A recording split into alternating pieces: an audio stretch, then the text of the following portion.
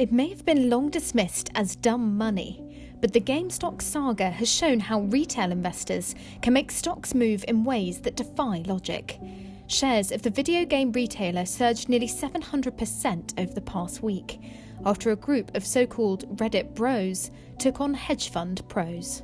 Amateur investors are really necessary for the health of the market. The influence is the issue. So you want them in the market, but you don't want them triggering irrational results. The stock's interstellar surge has sparked calls for regulatory scrutiny.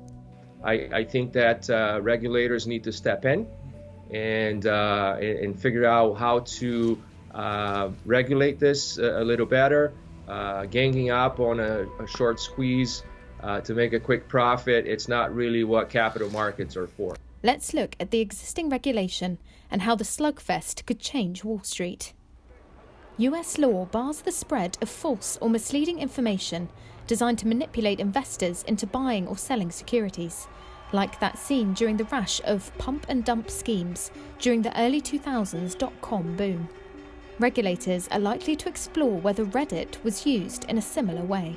Very reminiscent of 1999 and the .com era, because does GameStop really have a valuation of $160 a share per stock, or $100? Absolutely not.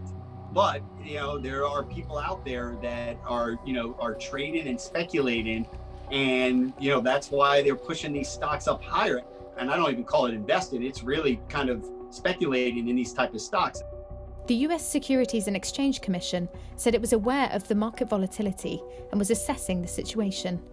Experts say the agency will likely look at whether the messaging was manipulative by both investors holding the stock long-term and activists betting against it. Wild swings in GameStop's shares led the New York Stock Exchange to halt trading in the company several times. Lawyers say there was sufficient confusion to warrant a longer suspension. It could prompt a broader review of share suspension rules. The GameStop incident has also shone a spotlight on low-cost retail trading platforms. Nowadays, anyone with a smartphone can trade stocks for free, prompting millions of ordinary Americans to dabble in investing. There are consumer protection concerns that many do not properly understand the risks. It's a little like a Ponzi scheme, because if you're the last person holding those shares at $160 a share and you bought up there $158 and now it's trading at $88, well, you just got stuck with the last part of the trade and you lost a lot of money.